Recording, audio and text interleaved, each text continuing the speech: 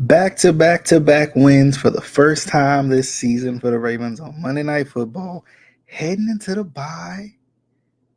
And I know there's been a couple of these sloppy games, a couple of these kind of like Raven-esque games, right? Like the Ravens that we've been used to seeing since like the Ravens' inception of these like dirty, gritty offensive games. But I think there's room, right? There's room to look up from this, right? Look up from the sloppiness, look up from maybe a little bit of the frustration and say, things are pointing up for the Ravens, right? Is there potential for a run after a big win on Monday Night Football as the bye comes in and you can get a little bit more healthy? I don't know. Let's see.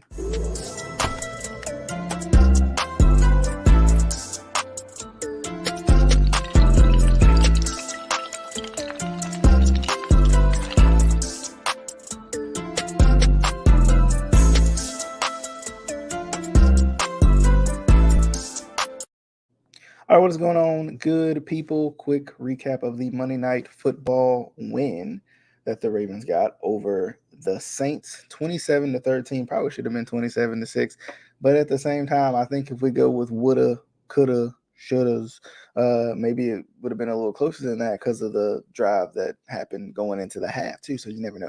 DJ here, Flock Nation speaks. Real quick recap of this game. How am I feeling after this one? Okay, okay, here's the thing. The Ravens have had an issue as we are halfway through the season right now, heading into the bye. The Ravens came into this 3-game stretch pretty much. It was Cleveland, Tampa, New Orleans. They came into this stretch and they could not win back-to-back games. And now they've won 3 in a row. They're heading into a bye in a favorable portion of their schedule because of their last place finish last season. And it sets up for good things. But first things first, the game against the Saints. Offensively, run game was unstoppable, right? The offensive line, I think, continues to look good in the run schemes, in the run fits. I think the offensive line, it looks good. They look powerful. They look like they're comfortable pushing people back. Sometimes even more so than backing up and trying to be a little more finesse with the pass protection. Kenyon Drake had a great game. Kenyon Drake had a great game. I think he led the Ravens in rushing. 93 yards on 24 carries. Lamar wasn't too far behind with 82 yards. And the running game, it feels like it's finally starting to get going. There's been some games this season where the running game just hasn't been there. And the Ravens have been forced to pass. We saw a lot of that last year too, where the running game wasn't there because of the personnel basically. And the Ravens were forced to pass.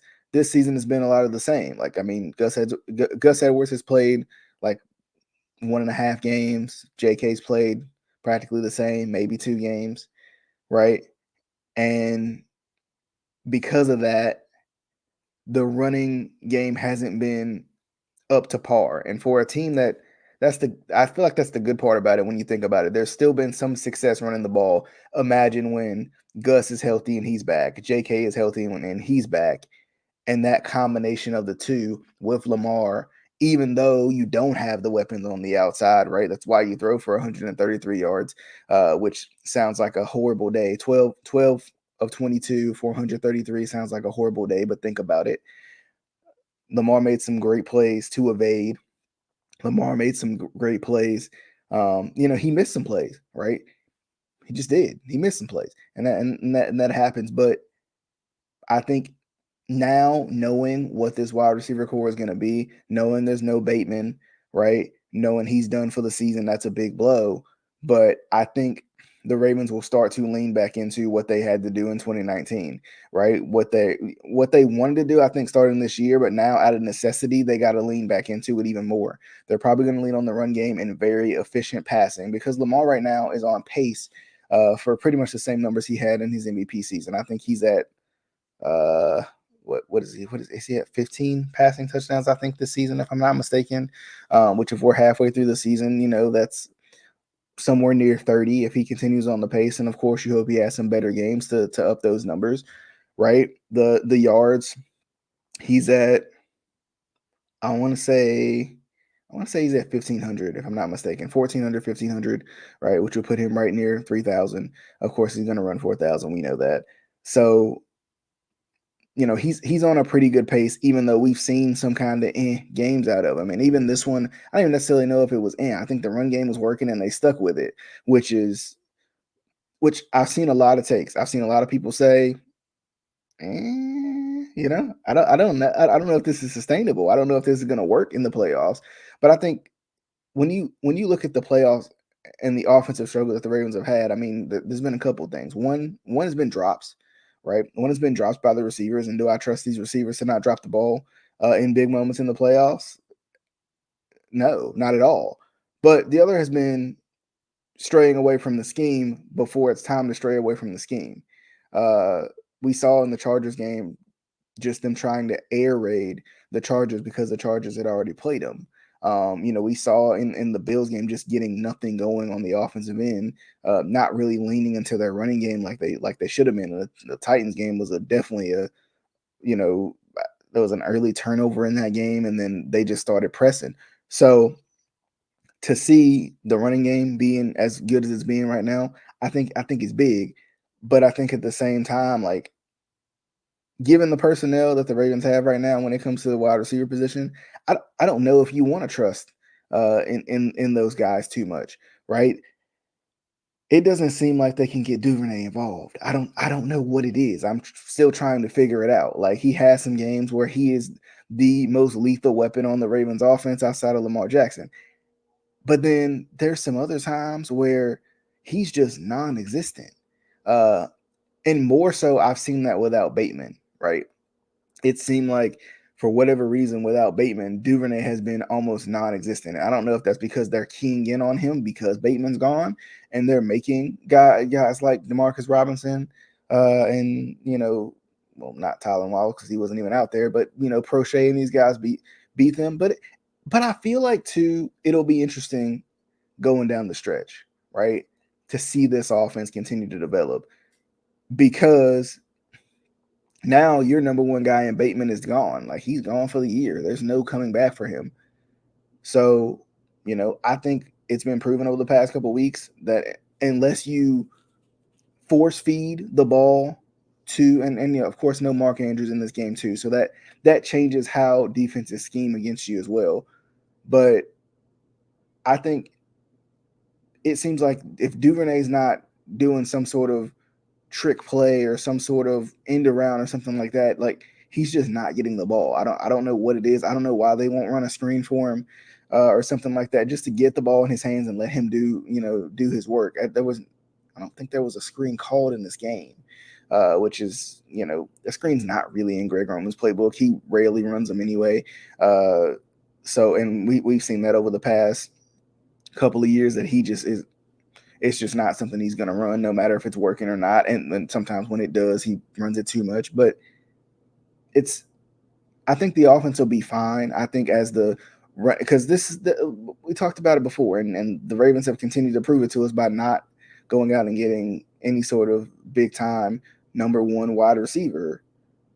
At the end of the day, they're going to lean on this running game and this defense. They got Roquan to help out the defense, which has been huge. And when it comes to the running game, right? When it comes to the running game is still good. It's just going to be a matter of getting J.K. and Gus back. So I mean, I think the offense will be fine. I think in this game in particular, the offense wasn't great, but at the same time, the offense leaned on what was working, which once again is another thing that I think Ravens fans have been concerned about. Can Greg Roman lean on what is working when it's working? And I think we saw in this game, Kenyon Drake was doing his thing, and they kept giving the ball to Kenyon Drake. Shout out to them. That's the biggest thing. That's what you got to do. If Kenyon Drake's eating, let him continue to eat. He's still hungry. Let him continue to eat. Also, another interesting part of it too, because I feel like a lot of times the Ravens have had a very efficient passing offense, right? It might be minimal yards, but high touchdowns. I think what's often overshadowed about the Ravens offense is the amount of touchdowns that are taken away by running backs, especially when you get to the red zone, because the Ravens are such a good running team. A lot of times all they got to do is just hand it to you, and it's over, right? Gus Edwards had 2 rushing touchdowns in his comeback game.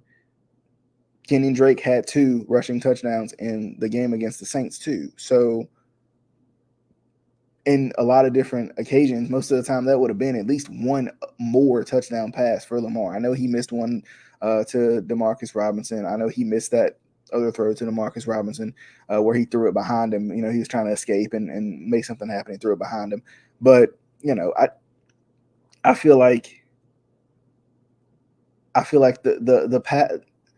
there's been a lot of passing touchdowns that have been taken away by being rushing touchdowns. And as much as I want to see Lamar's stats go up and up and up each week, there's nothing I can, as a fan especially, there's nothing I can really do about Kenyon Drake literally walking into the end zone because the run blocking's going well. So, and the threat of Lamar on the option, especially on one of those run plays where he got in. Now, defensively, I think the defense looked great. There was a couple of possessions where they looked kind of which seems to be a common theme. Roquan Smith looked amazing, being able to stop the run, being able to defend Kamara out of the backfield. And I think, kind of like it's been said before, Roquan Smith helps Patrick Queen play the level of football that Patrick Queen can play.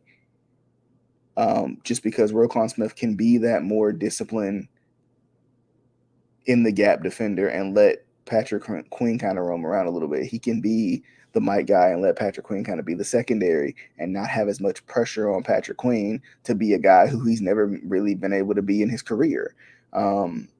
So the defense looks good. I think the pass rush still looks pretty good. It felt like they were getting at least pressures and getting close with 4, which is good. And then schematically blitzing, because even on the Marlon Humphrey sack, that wasn't a blitz. It was still only rushing forward. They were just rushing from weird areas of the field. So, it made it look a little bit more like it was a blitz. So I think this defense is just going to get better and better. Overall, I think they played well. I think they got to Andy Dalton. They flustered Andy Dalton. They hit Andy Dalton. Chris Olave ate in this game. He did. But for the most part, they did a pretty good job. They really did get to Andy Dalton, and I think Marcus Peters is he's playing kind of shaky right now. Still interesting to see, like, with his injury status, is he even back to 100% yet? He's had a couple games where he's kind of just been giving up plays. Marlon played well. But I think it'll get better. Honestly, I think the coverage will get better as the pass rush gets better, right? Ojabo was active this game. He didn't play any in this game, but he was active this game, which is a good step in the right direction. Justin Houston is playing out of his mind. I think Calais Campbell's playing pretty well, right? He makes 1 or 2 big plays. The defensive line is batting the balls down at the line of scrimmage, which is another big deal to see. Like, we're seeing big things from this defense, and deservedly so, right? Like, this defense should be world beaters, right? This defense should be world beaters. Why? All the money is on the defensive end. Somebody said they shouldn't allow any more than probably 17 points for the rest of the year, and I agree. And that's the playoffs included. That they should be stopping people. They should be scoring touchdowns. They should be turning people over. Like, I don't think we can no longer blame the offense. And I think that's what's hard for me. It's hard for me to say, dang, Lamar had 133 yards. What a terrible game. Who's he throwing to? Who am I scared of on the defensive from a defensive perspective? Who am I scared of? Who am I worried about? Right? Like, he doesn't have one 1,000-yard receiver on that roster except for Mark Andrews. Who am I worried about? Nobody, right? So in the run game right now, who am I worried about? Like, if Kenny Drake beats me, Drake beats me. That's just how it is. Like, that's just how it's gonna be, right? If Mike Davis beats me, I mean, that's 1 in a million, right? Mike Davis beat me, so I think my money's on the defense to make the plays they need to make, and I just think the offense is going to get better. This run first team still missing its running back 1 and running back 2, missing its top receiver in this particular game, and for the rest of the season, missing you can almost say missing its other top receiver in this game in particular, at least your top tight end, right, and Mark Andrews.